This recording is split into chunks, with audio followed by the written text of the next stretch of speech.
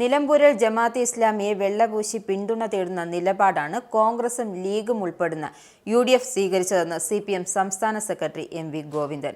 അടിയന്തരാവസ്ഥ കാലത്ത് RSSുമായി കൂട്ടുചേർന്നുവെന്ന തന്റെ പ്രസ്താവന വളച്ചൊടിച്ചതാണെന്നും അതിന്റെ പേരിൽ നിലമ്പൂരിൽ ഒരു വോട്ട് പോലും LDFന് നഷ്ടപ്പെടില്ല. ഇക്കാര്യത്തിൽ ഒരു ജാഗ്രത കുറവും ഉണ്ടായിട്ടില്ലെന്നും അദ്ദേഹം പറഞ്ഞു. നിലമ്പൂരിൽ വർഗീയതയ്ക്കെതിരായ ചെറുത്തുനിൽപ്പും വികസനവുമാണ് LDF മുന്നോട്ട് വെച്ചത്. ഇതിനു മറുപടി പറയാൻ കഴിയാതെ നിരായുധരായ സേനയുടെ അവസ്ഥയിലായിരുന്നു UDF എന്നും ഗോവിന്ദൻ വ്യക്തമാക്കി. ഭൂരിപക്ഷ ന്യൂനപക്ഷ വർഗീയ ശക്തികൾ പ്രത്യേക അജണ്ട വെച്ചാണ് അവിടെ പ്രവർത്തിച്ചത്. ലോകമാകെ ഇസ്ലാമിക രാഷ്ട്രം രൂപപ്പെടണമെന്ന ധാരണയോടെ പ്രവർത്തിക്കുന്ന തീവ്ര വർഗീയ പ്രസ്ഥാനമായ ജമാഅത്തെ ഇസ്ലാമിയെ ആദ്യമായി ഒരു ജനാധിപത്യ രാഷ്ട്രീയ പ്രസ്ഥാനം തിരഞ്ഞെടുപ്പ് മുന്നണിയുടെ ഭാഗമാക്കുന്നത് UDF ആണ്. ഇത് ദൂരവ്യാപകമായ പ്രശ്നം ഉണ്ടാക്കും. ക്ഷേമ പെൻഷൻ നൽകുന്നത് കൈക്കൂലിയാണെന്ന ആരോപണം കോൺഗ്രസിന്റെ രാഷ്ട്രീയ പാപ്പരത്വമാണെന്നും ഗോവിന്ദൻ കൂട്ടിച്ചേർത്തു.